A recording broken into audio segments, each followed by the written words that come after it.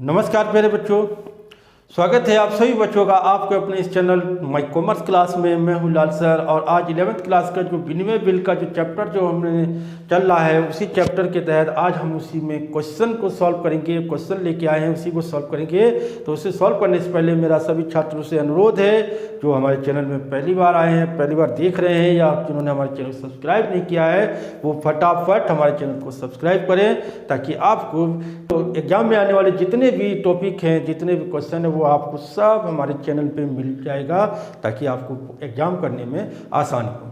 तो आगे बढ़ते हैं। तो आज का सवाल है 1 जनवरी 2025 को ए ने बी को 2500 रुपये का माल बेचा और 3 माह का बिल लिखा जिसे बी ने स्वीकार कर लौटा दिया। दे तिथि पर एक्स ने बिल का भुगतान कर दिया। दोनों की पुस्तकों में जर्नल लिखा कीजिए। देखिए दोनों की पुस्तकों में सर्वप्रथम कौन हुआ? देखिए एक्स जो माल बेच रहा है तो और बी कौन है जिसने माल खरीदा है। तो सर्वप्रथम यहाँ पर जिसके यहाँ 1 जनवरी 2000 मान लीजिए 25 जनवरी 1 को इसने बी को माल बेचा है। B debit to sale account 2500 रुपये का माल बेचा। तो ये हो गया being good sold to B हो गया। अब इसके यहाँ पर खरीदने की हो जाएगी। इसने खरीदा है जनवरी 1 को परचेज अकाउंट डेबिट टू ए 2500 रुपये का माल खरीदा इसने। तो यह हो गया being purchase from A, purchase from A. अब इसने बिल भी लिखा और इसने बिल लिखा और बी ने स्वीकार करके लौटा दिया। तो मैंने कहा था जो लेखक है उसके यहाँ बी आर लिखा जाएगा, यानी कि बिल आया है इसके पास। तो यहाँ पर B R bill receivable account debit किसने दिया? टू बी ने। टू बी करेंगे 2500 रुपये का। तो यहाँ हो गया being bill accept by B द्वारा बिल स्वीकृत और इसने बिल स्वीकृत दिया है। तो इसके यहाँ पर A debit to BP account bill payable 2500 रुपये 2500 रुपये यहाँ पर हो गया बीइंग बिल एक्सेप्टेड। तो क्या हो गया? Bill accepted. तो अब दोनों के यहाँ देखिए जैसा यहाँ चल रहा है दोनों एक दूसरे से उल्टी एंट्री चलेंगे। जहाँ माल बेचा इसने माल खरीदा, इसने बिल स्वीकृत करके वापस आया है तो बिल आने की एंट्री होगी, इसके यहाँ से बिल जाने की एंट्री हो गई। दोनों के यहाँ बिल हो गया। अब ड्यू डेट पर 3 माह का बिल 1 जनवरी मान लीजिए 1 जनवरी 2025 है तो 3 महीने का बिल 3 माह में जोड़ देंगे और ड्यू डेट पे मैंने कहा था 3 दिन जोड़ना है। तो ये हो जाएगा 4 अप्रैल यानी 4 तारीख चौथा महीना, और चौथा महीना होता है कौन सा? अप्रैल का। तो 4 अप्रैल को भाई साहब वाई ने पेमेंट कर दिया बिल के पास। देखिए यहाँ बिल अभी एक्स के पास था ड्यू डेट पर, जो जिसके पास बिल होगा जो बिल लेकर जाएगा वाई वो बी उसको पेमेंट करेगा। तो ए ने बिल लिखा और ए के पास बिल था तो ए ही गया और ए को बिल का पैसा मिला कब? 4 अप्रैल।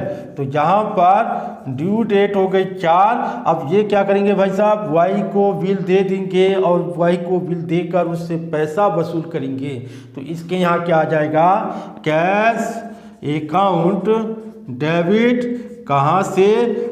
बिल दे कर लिया है तो टू बी आर को बिल गया और पैसा आया, कैश आया। तो यहाँ हो जाएगा being bill paid by B द्वारा बिल का भुगतान कर दिया गया। अब अगले भाई साहब ने यहाँ पर भुगतान किया तो इसके यहाँ से तो पैसा जा रहा, बदले में क्या आया? इसके यहाँ भी क्या हो जाएगा? अप्रैल 1 में 4 में सॉरी तो बिल आएगा BP account debit to cash account. इस भाई साहब ने क्या करा? 2500 रुपये दे दिए। तो यहाँ क्या हो गया? बीइंग बिल पेड इसने क्या करा, बिल भुगतान कर दिया।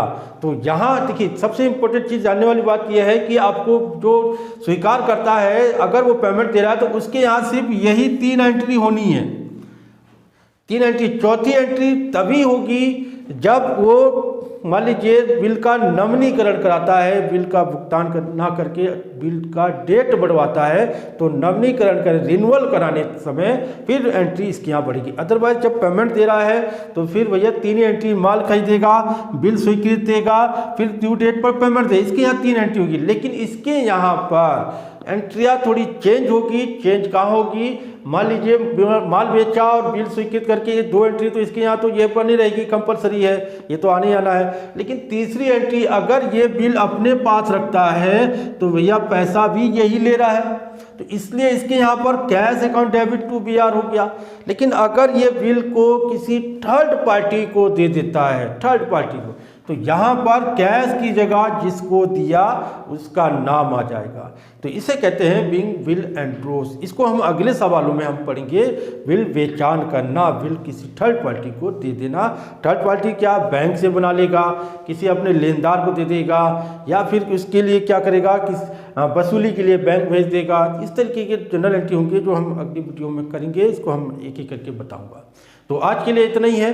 तो जनरल एंट्री हमने देख लिया, इसके यहाँ 3 एंट्री होगी। बिल माल बेचा, माल खरीदा, बिल स्वीकार करके इसके पास आया, बिल लिखा है तो इसने स्वीकार करके इसको लौटाया, तो बिल आने की एंट्री, और इसके यहाँ बिल स्वीकृत करके देने की एंट्री हो जाएगी।